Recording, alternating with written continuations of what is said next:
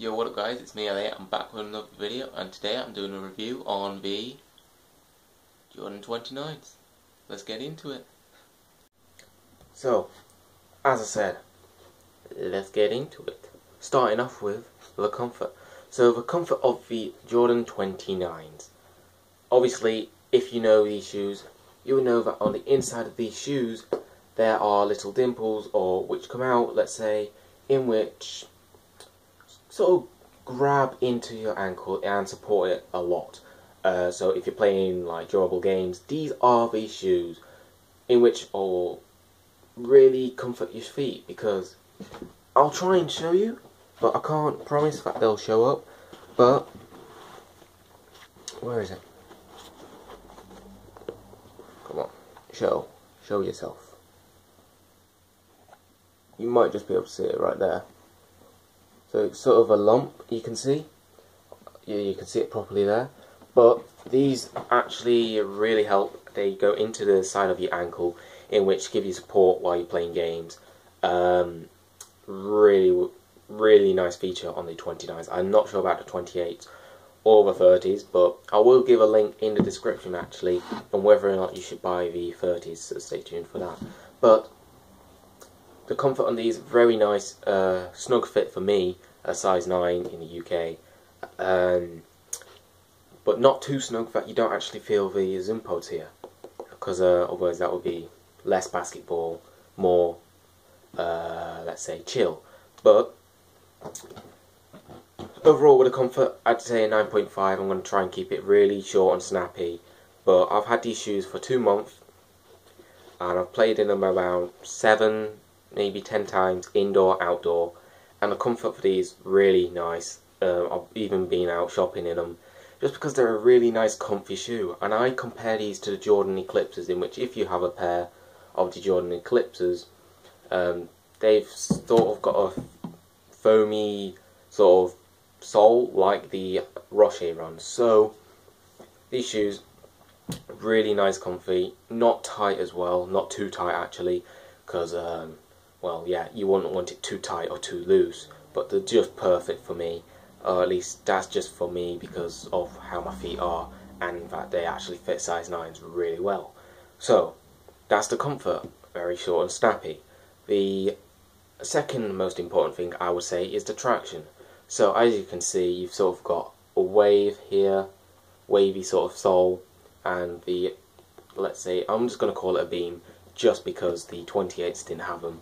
But the traction on these shoes then, as you can see, really good to play in. I play on a slightly dusty indoor school court, and I don't slip. Obviously you get the little squeaks and all that, but that's because it's really showing how much grip you've got. I can jump higher with the zoom pods. I feel you can run faster and feel more confident that you're going to stop quicker.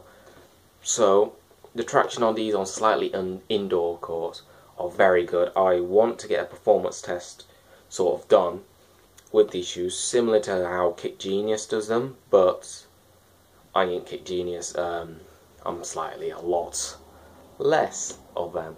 But these shoes, traction wise, indoor, a big thumbs up. Traction's really good on them. So on the outdoor courts, what are they like? Well, on the outdoor courts I play on, slightly mossy, gravelly, not the best, right? Even though I play on those courts, it's still a really good shoe. I mean, not in bad weather, obviously, when it's like, when it's just rained and it's just drying off, I wouldn't recommend them then. You might just want to stick to your average outdoor shoe. You might have some other basketball shoes for outdoors, so you might be considering these for indoors, which I would highly recommend. But outdoor courts wise, it's sort of in the middle. It depends. If it's really dry and gravelly and mossy, I wouldn't recommend, even still, even if it is dry, just because you can still slip.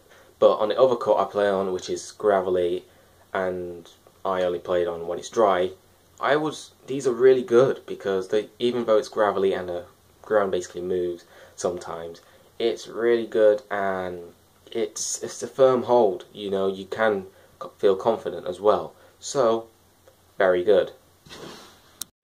Let's move on to the style of the shoe. So let's go with, I think it's personally a lot better than the 28s and the 30s personally.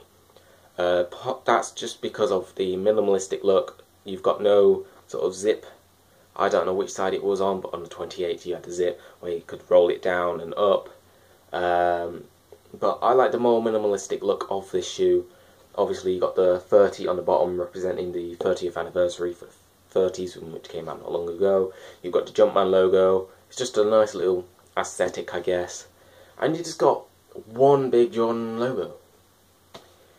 So the branding, or the, at least, I don't know what to call it, but it's got a really minimalistic look, which I really like because it looks sleek, modern, and it looks a lot better, if you ask me. This colorway as well, I like a lot. I do like the photo reel, but you know how expensive they are, like $400, $800, I don't know, but they're rare. But these guys, or this guy, because it's on its own, I would highly recommend. I would say a 9.5 overall out of 10, just because I can't really give anything a 10 out of 10 because, well, there's loads of things in the world, loads of shoes, loads of basketball shoes in which might be better than this. But without me trying them, I don't really know. But would I recommend these to a friend? Yes, yes, and yes. Anyone who's going from, who's played in 28, I would highly recommend you upgrading to the 29s. To the 30s, different question. I'm going to link in the description to Kit Genius's channel on whether or not you should buy the Jordan 30s. And that will explain everything for you. But that's me done for today. These shoes, very good, would highly recommend yet again.